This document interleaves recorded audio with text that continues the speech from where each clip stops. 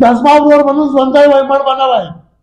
اوس نو ته ماله څه شنه روان یې دوايان مې راخیست دوايان یې راکړه وځه زما د کور چې بیا دې ونه وینمه وځه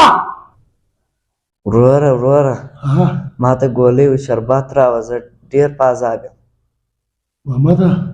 تا ته خو در معلومه ده د ما سره پیسې نشته یوه روپۍ په جیب کې نه لرم زه یې په چش راوړمه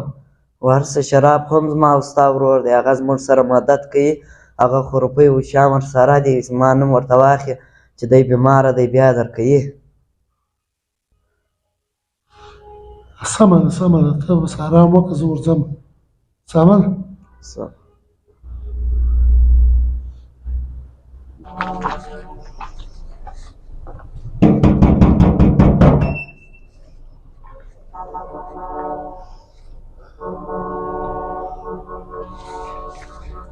خبره واوره شرافه خبره واوره شرافه اکه شرور مې ډېر ناجوړه دي څه پیسې راکړه شرافه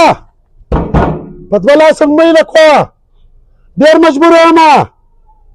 شرافه خبره واوره شرافه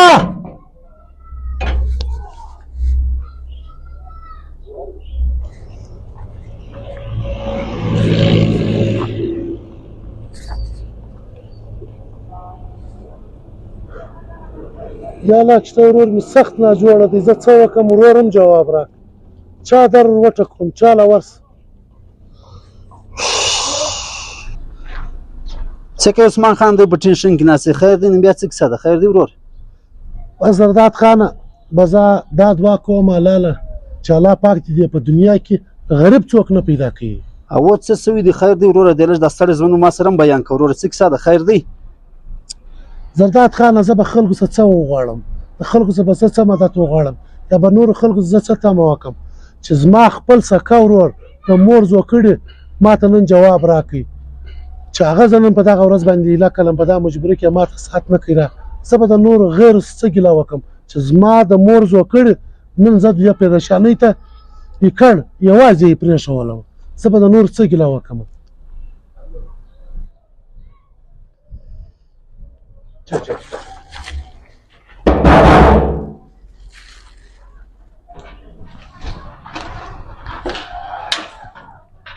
السلام علیکم وعلیکم السلام سړی مې نصیر شی بیداری طبي شه دی خیر دی شکر دی خیر نصیر چاچا یاره د ستا کوچنی ورور ګولیان دي د به تو کور ته وړي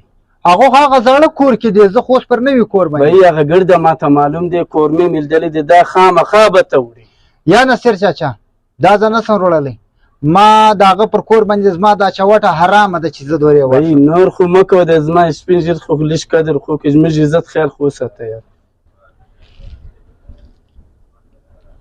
خیر دی نصیر چاچا ته زما د پلار ډېر غټ یار یې ستا د سپینې ژیرې خیال ساتم ستا د خاطره زه د خپل نفس د پښو لاندې کوم ستا دپاره زه دا ګولۍ دا کوچني ورور له وروړم الله دې قدر درکړي الله یې ستا عزت دا خامخا به ته وړي صحیح مهرباني یار الله حافظ